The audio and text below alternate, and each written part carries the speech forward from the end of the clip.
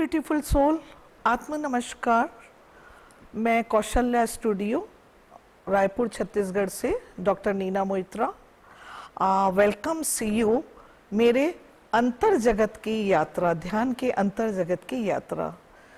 तो मैं आज आपसे शेयर करना चाहूँगी कि मैं जयपुर के राजपुरोहित परिवार से ताल्लुकात रखती थी, तो जाहिर सा है इंट्यूशंस एंड ऑकल्ट साइंस से मेरा कनेक्शन रहा है।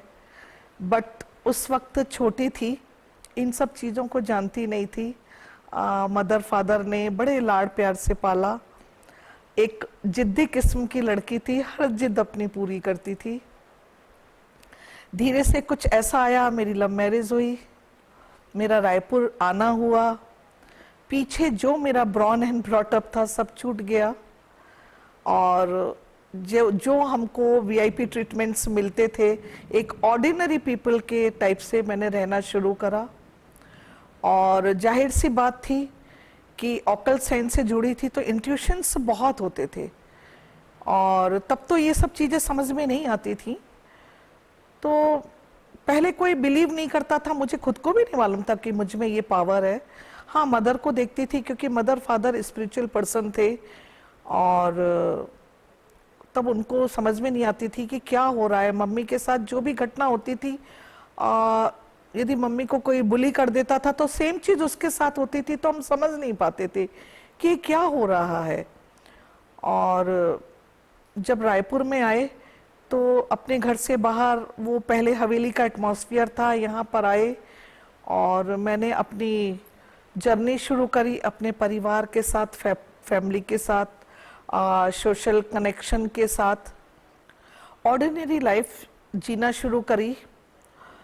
लेकिन मेरा जो एक ब्रॉन ब्रॉटअप था राजसी परिवार का, या जो मेरा कल्चर था, वो मेरा पीछा नहीं छोड़ रहा था, और कहीं ना कहीं मुझे खुद को समझने में या दुनिया को समझने में थोड़ी परेशानी जा रही थी।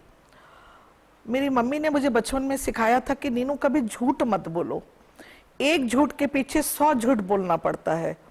कुछ बातें दिमाग में थी, अपने आसपास देखती थी, झूठ देखती थी, किसी के पीछे कोई प्रॉब्लम्स हैं, टैरो रीडर थी तो कुछ घटनाएं देखती थी, नेगेटिविटी देखती थी, जैसी चीज़ें दिख रही हैं वैसी नहीं हो रही थी। लोग सिर्फ यही पूछने आते थे कि मैम, हमारे पास पैसा कब आएगा, हमारा बच्चा हमें कब पूछेगा, मेरा पति मुझे चाहेगा या नहीं। लड़कियों को ऐसा लगता था कि बस हमको मेकअप करना है सिर्फ हमारी शादी के लिए, क्या हमारी रिस्पॉन्सिबिलिटी है, कुछ समझ में नहीं आते थे। तो इस तरह के कई क्वेश्चंस मुझे परेशान करते थे। और दूसरों के साथ जो होता था, कुछ बातें जाहिर सी है मेरे साथ भी होता था, तो मेरी सोल हर्ट होती थी। सोल हर्ट होने के बाद कुछ समझ में नहीं आ रहा था क्या किया जाए क्या नहीं किया जाए, बस रोना स्टार्ट हो जाता था, इसने ऐसा क्यों किया, क्वेश्चंस पे क्वेश्चंस रहते थे। और बचपन की आदत थी, कोई भी बात थी पापा को बोली या घर में बुआ दादी चाची को बोली, अपने क्वेश्चंस पूरे हो जाते थे, बदला ले लेती थी, जिद्दी थी, और कुछ समझ में नहीं आ रहा था कि मैं कहाँ जा रही हूँ, क्या कर रही हूँ, क्या हो रहा है मेरे साथ, लोग गलत बिहेव क्यों कर रहे हैं आसपास। जैसे जैसे मैं सच बोलती जाती, अकेली होती जाती, मेरी बातें कोई समझ में नहीं आता। कभी कभी कोई तो ये भी बोल जाते थे मैम, मेरा नेचर देख के, कि एक बार बचपन की बात बता रही हूँ आपको, मेरी मम्मी ने बोला पापा सो रहे हैं, तो पापा के दोस्त आए, तो मम्मी बोलती है बोल दो अभी पापा नहीं है, आप कल आना मिलने। तो मैं उनको जाके बोलती हूँ मेरी मम्मी ने बोला है कि पापा अभी सो रहे हैं और उनको बोल दो अभी नहीं मिलेंगे, कल आए। इस तरह की चुटपुट घटनाएं मेरे साथ होती थी, लेकिन मुझे कुछ समझ में नहीं आता था। धीरे धीरे धीरे मैंने देखा कैलाश ध्यान केंद्र, वहाँ का था कि यहाँ पर ध्यान चीज़ है, और किसी फ्रेंड ने बताया या कोई मैगजीन में देखा, तो सडन मैं वहाँ पर गई। तो उन लोगों ने मुझे बोला कि ये बहुत अच्छे, सबसे पहले तो जो मुझे दुनिया से मिल रही थी नेगेटिविटी, जो वहाँ के लड़कियां थी वो बहुत यंग सी लड़कियां, उनका नाम भी मैं जानती हूँ, एक का तो सारिका है और एक बाहर से आती थी सुवर्णा मैम, और हमारा बेटा पढ़ा है आरआईटी में, तो शैलेन जैन जी के इंस्टीट्यूट में वो ये सब अरेंज करते थे। स्पिरिचुअल की कॉन्फ्रेंसेस एंड मेडिटेशन सेंटर्स थे उनके, पिरामिड सेंटर्स थे।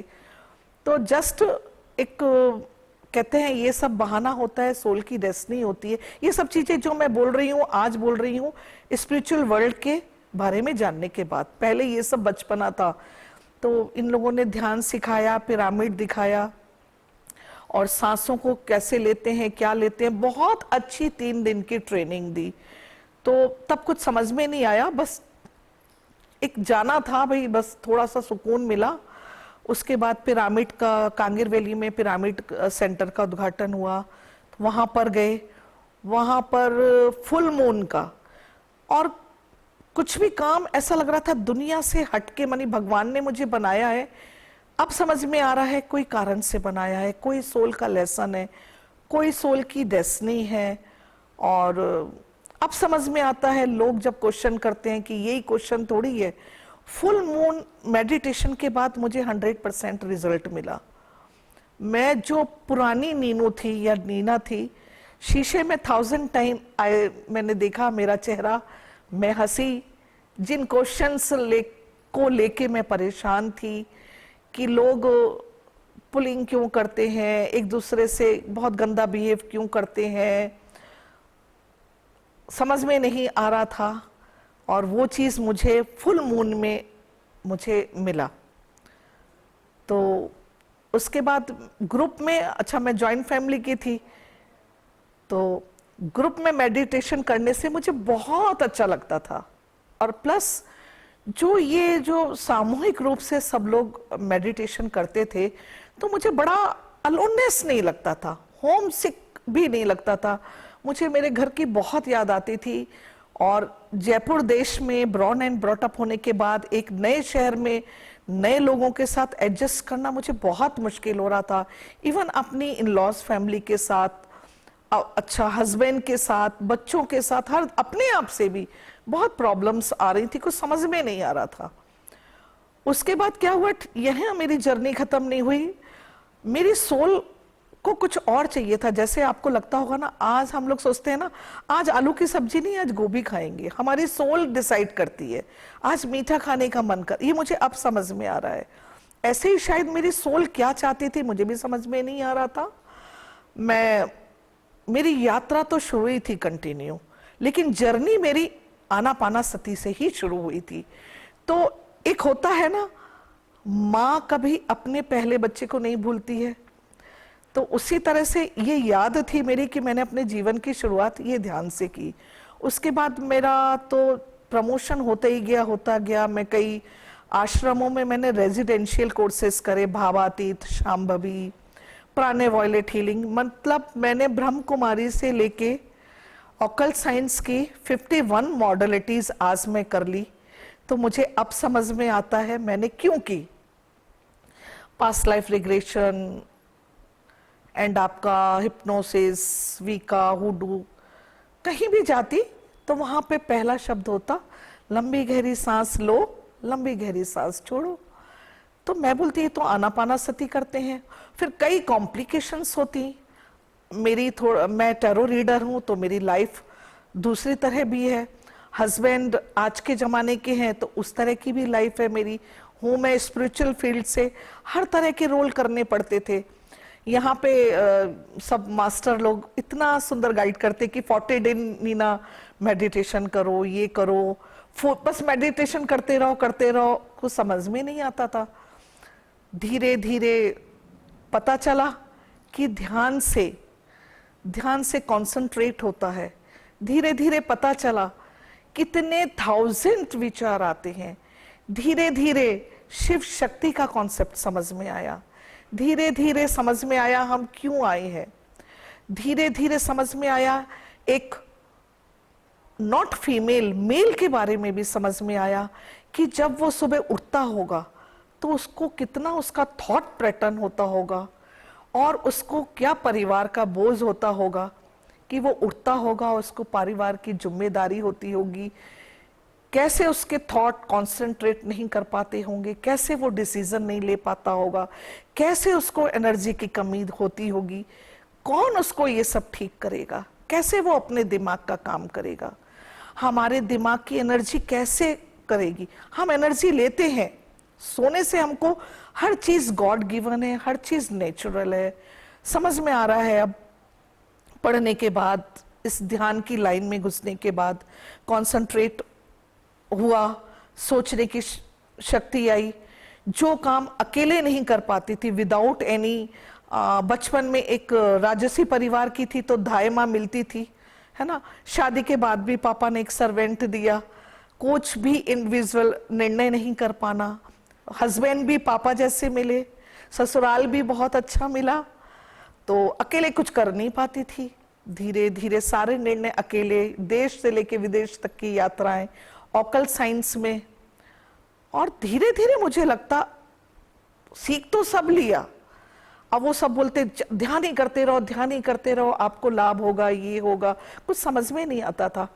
अचानक पत्री सर के जो भी प्रोग्राम होते थे, ये लोग मुझे खींच लेते थे। जो एक सोशल मुझे एनर्जी मिलती थी पिरामिड से, शैलेंद्र सर का प्यार, और जो शैलेंद्र सर जो बाहर से heart meditations, quantum meditations, spiritual से रिलेटेड इवेंट्स, पत्री सर के प्रोग्राम, धीरे धीरे मैं जुड़ती गई। इन्होंने एक मेडिटेशन दिया मुझे, तो उसमें पत्री सर का आवाज आती थी, बुद्ध बनो। और जब वो मेडिटेशन में सुनने लग गई तो मैं पत्री सर से थोड़ा कनेक्ट हुई। पहली शुरुआत होती थी, लंबा गहरा सांस लो और लंबा गहरा सांसों पे ध्यान रखो। तो मैं बोलती है तो मेरे पत्री सर, ये तो हमारा आनापाना सती है। और फिर जो इन लोगों का प्रेम व्यवहार, शैलेंद्र सर का, शुरू से ही व्हेन आई जॉइन, मुझे बहुत पॉजिटिव मिला। इवन मैंने कई आश्रम गई। मैंने जब स्पिरिचुअल में पढ़ा कि जब आप स्पिरिचुअल से जुड़ते हो, जब आप ध्यान की दुनिया में घुसते हैं, जब आप सही में ध्यानी हो जाते हैं, ये सब पहले की बातें नहीं है, ये अभी इन लोगों से जुड़ने के बाद मैं बता रही हूँ। It's my experience, it's my knowledge. तो आपके षड विकार दूर होते हैं, लोभ, मोह, मद, ग्रीडी। तो मेरे को तो इन लोगों में ये रियल, बाकी जगह मुझे बहुत अजीब लगता था। तो मैं जब हमारे कैलाश ध्यान केंद्र में कौशल्या स्टूडियो का जब इनॉग्रेशन हुआ, तो मैंने पत्री सर को देखा और मुझे मौका मिला अपने अनुभव शेयर करने का।